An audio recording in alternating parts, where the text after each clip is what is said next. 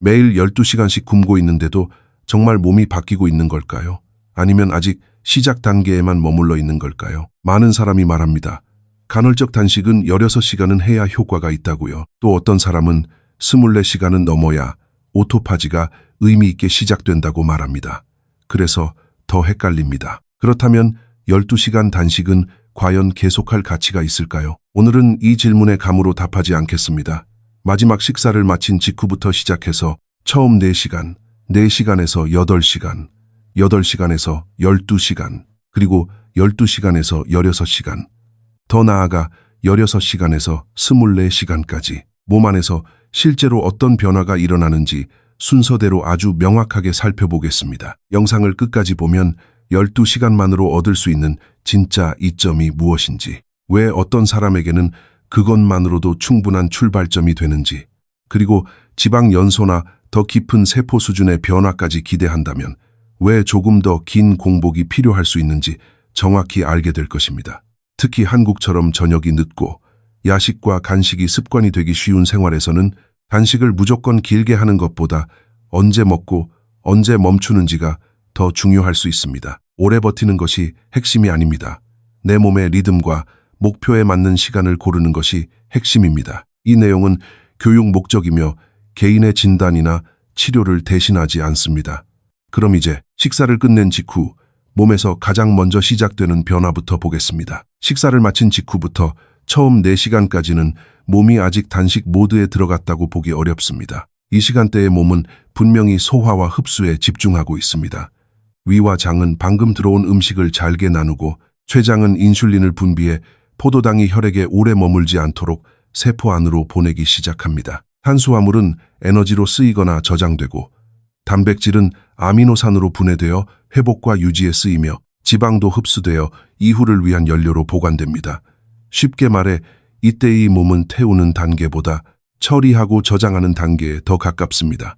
그래서 늦은 저녁 식사가 습관인 사람에게는 이 구간이 특히 중요합니다. 밤늦게 배달 음식이나 야식을 먹고 얼마 지나지 않아 잠들면 몸은 회복과 수면에 집중해야 할 시간에 여전히 소화를 계속하게 됩니다. 한국 직장인처럼 퇴근이 늦고 회식이 잦고 집에 와서 다시 간단히 먹는 생활이 반복되면 이 부담은 더 커질 수 있습니다. 다음날 아침이 무겁고 속이 더부룩한 느낌이 드는 이유도 여기에 있습니다. 식후 4시간에서 8시간 사이로 들어가면 상황이 조금 달라집니다.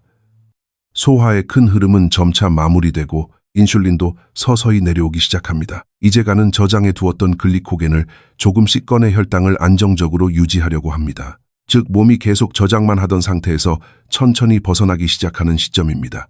이때 함께 알아둘 것이 장이 청소 시스템입니다.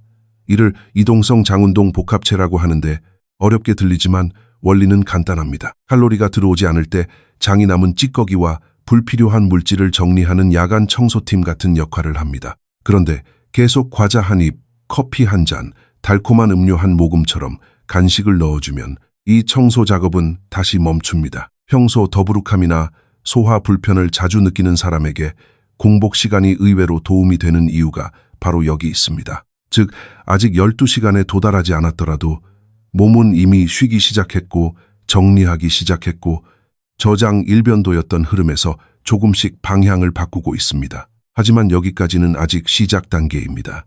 진짜로 많은 사람이 궁금해하는 변화는 8시간 이후부터 더 분명해집니다. 여기서부터가 많은 분들이 가장 궁금해하는 지점입니다. 그렇다면 12시간은 정말 의미가 있을까요? 결론부터 말하면 분명히 가치가 있습니다.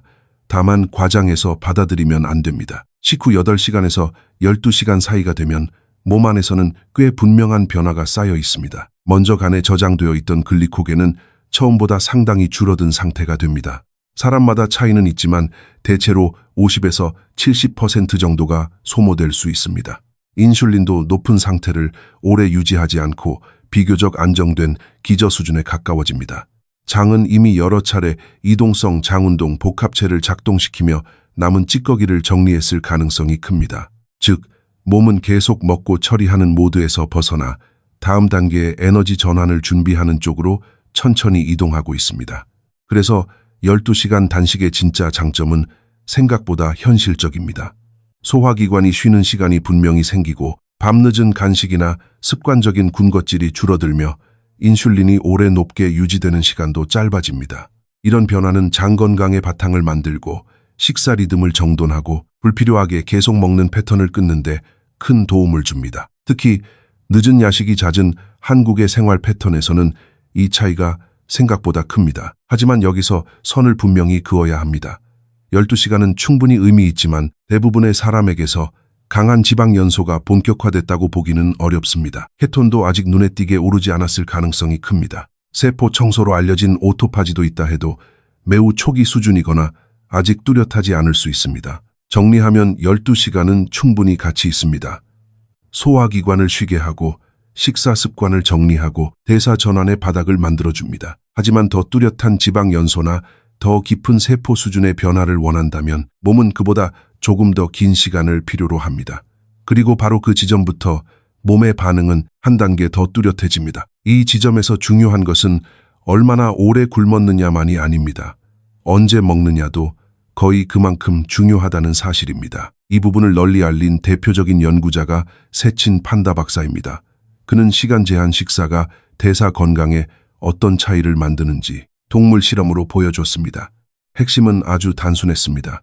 두 그룹의 쥐에게 똑같이 지방이 많은 먹이를 주고 총 열량도 비슷하게 맞췄습니다. 달랐던 것은 오직 먹는 시간대뿐이었습니다. 결과는 분명했습니다.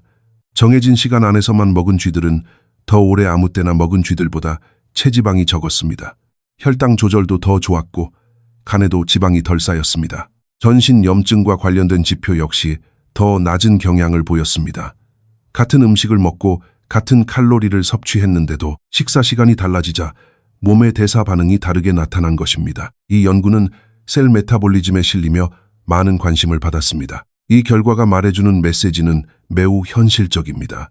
몸은 칼로리만 계산하는 기계가 아니라는 뜻입니다.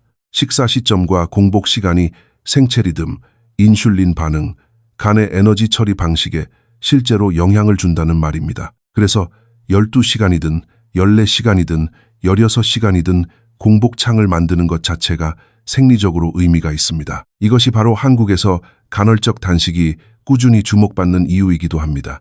무조건 적게 먹는 고된 다이어트가 아니라 시간의 규칙을 이용해 몸을 더 유리한 상태로 만드는 접근이기 때문입니다.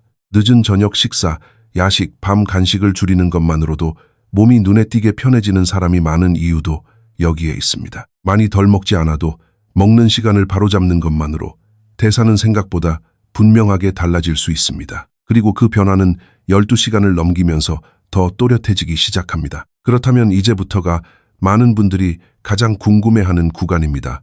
공복이 12시간을 넘어 14시간에서 16시간에 가까워지면 몸은 조금 더 분명한 전환점을 맞이합니다. 바로 연료를 바꾸기 시작하는 순간입니다. 이 시점에는 간에 저장되어 있던 글리코겐이 많이 줄어든 상태라 몸이 예전처럼 포도당에만 의존하기가 어려워집니다. 그래서 부족해진 에너지를 메우기 위해 저장된 지방을 더 적극적으로 끌어오기 시작합니다. 간단히 말해 몸이 익숙한 당 중심 모드에서 지방 활용 모드로 서서히 넘어가는 것입니다. 이때 함께 등장하는 것이 케톤입니다. 간은 지방산을 분해해 케톤이라는 대체 연료를 만들어냅니다. 케톤은 뇌와 몸이 사용할 수 있는 연료입니다. 많은 분들이 케톤은 키토 식단을 하는 사람에게만 생긴다고 생각하지만 꼭 그렇지는 않습니다. 공복 시간이 충분히 길어지면 일반적인 식사를 하는 사람에게도 케톤은 자연스럽게 조금씩 올라갈 수 있습니다. 그리고 바로 이 변화가 14시간에서 16시간 구간을 특별하게 만듭니다. 실제로 이때 몸으로 느끼는 변화도 있습니다.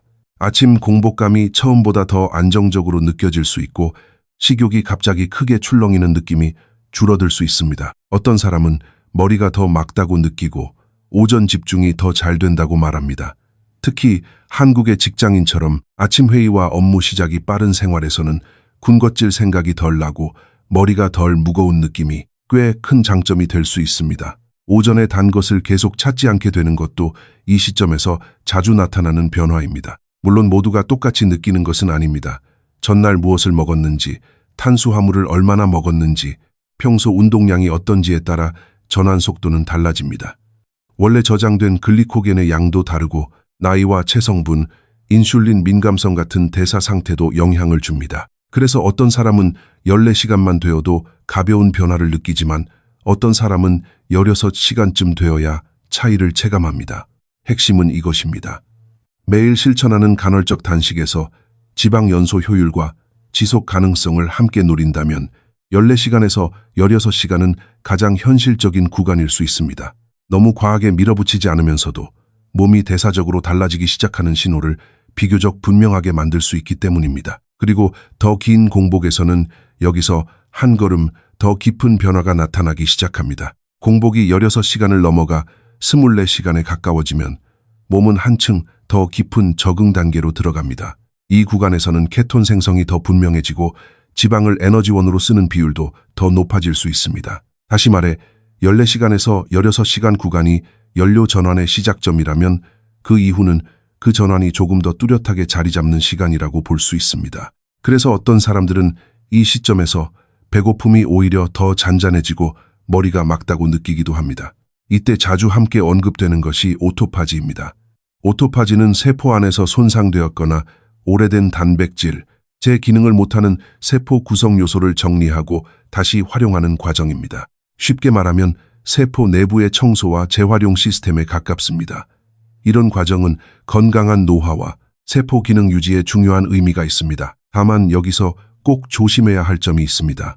오토파지가 언제부터 얼마나 강하게 일어나는지는 사람마다 다를 수 있습니다. 어떤 경우에는 24시간 전후에서 더 뚜렷해질 수 있지만 더 긴 시간이 필요할 수도 있습니다. 그래서 16시간만 넘기면 누구나 오토파지가 폭발적으로 켜진다고 이해하면 과장에 가깝습니다. 또 하나 중요한 변화는 성장 호르몬입니다. 인터마운틴 메디컬 센터에서 알려진 연구에서는 물만 허용한 하루 공복 이후 남성과 여성 모두에서 성장 호르몬이 크게 증가하는 양상이 보고되었습니다. 성장 호르몬은 지방 사용을 돕고 조직 회복을 지원하며 공복 중에도 근육을 보호하는 방향으로 작용할 수 있습니다. 그래서 단식을 한다고 해서 곧바로 근육이 급격히 사라진다고 단정할 수는 없습니다. 몸에는 생각보다 정교한 보호 장치가 있습니다. 하지만 여기서 중요한 결론은 따로 있습니다. 이 구간은 분명 더 깊은 이점을 기대할 수 있는 영역이지만 모두가 매일 들어가야 하는 필수 구간은 아닙니다. 특히 바쁜 일상 속에서 밤늦은 식사 습관이 남아있거나 아직 12시간이나 16시간 공복도 안정적으로 유지하지 못한다면 무리해서 하루 공복에 도전할 필요는 없습니다. 24시간 공복은 경험이 어느 정도 있고 몸의 반응을 잘 이해하며 준비가 된 사람에게 더 적합한 선택입니다. 중요한 것은 오래 버티는 것이 아니라 내 몸에 맞는 수준에서 안전하게 이점을 얻는 것입니다. 여기서 이제 답은 꽤 분명해집니다. 12시간 공복은 결코 의미 없는 출발선이 아닙니다. 이 시간만으로도 장은 쉬기 시작하고 인슐린이 낮아지는 시간을 확보하며 계속 먹는 습관에서 벗어나는 기반을 만들 수 있습니다. 소화가 늘 더부룩했거나 밤늦게 군것질하는 습관을 줄이고 싶거나 무리하지 않고 공복 루틴을 만들고 싶다면 12시간은 충분히 가치 있는 선택입니다. 반대로 목표가 더 분명한 지방 연소라면 이야기가 조금 달라집니다. 14시간에서 16시간 구간으로 가면 몸은 저장된 연료에서 지방 쪽으로 더 뚜렷하게 이동합니다. 케톤이 서서히 늘고 허기 변동이 덜해지며 아침 집중력이 더 안정됐다고 느끼는 사람도 많습니다. 그래서 현실적으로 오래 유지하기 좋은 구간을 찾는다면 많은 사람에게는 이 범위가 가장 균형 잡힌 선택이 될 수 있습니다. 그리고 18시간에서 24시간 구간은 더 깊은 영역입니다. 성장 호르몬 변화나 세포 정리 과정 같은 이점이 더 주목받지만 이것은 매일 반드시 해야 하는 숙제가 아닙니다. 준비가 된 사람에게 가끔 선택할 수 있는 전략에 더 가깝습니다. 결국 완벽한 공복 시간은 모두에게 같지 않습니다. 내 생활 리듬, 저녁 식사 시간, 운동 습관, 건강 상태, 그리고 목표에 맞춰 정하는 것이 가장 중요합니다. 임신 중이거나 수유 중인 분, 섭식장애 병력이 있는 분, 식사와 함께 약을 복용해야 하는 분, 인슐린 의존 당뇨병이나 다른 기저질환이 있는 분은 반드시 의료진과 먼저 상의해야 합니다. 여러분은 지금 하루에 몇 시간 공복을 유지하고 있나요? 12시간인지, 14시간인지, 16시간인지, 아직 실험 중인지 댓글로 남겨주세요. 오늘 내용을 듣고도 12시간이 충분히 가치 있다고 느끼는지 아니면 16시간부터가 진짜 시작이라고 생각하는지도 함께 들려주세요. 이런 식의 건강 정보를 더 보고 싶다면 구독해주세요. 몸은 생각보다 훨씬 똑똑합니다. 중요한 것은 더 오래 버티는 것이 아니라 내 몸이 가장 잘 작동하는 시간을 찾는 것입니다.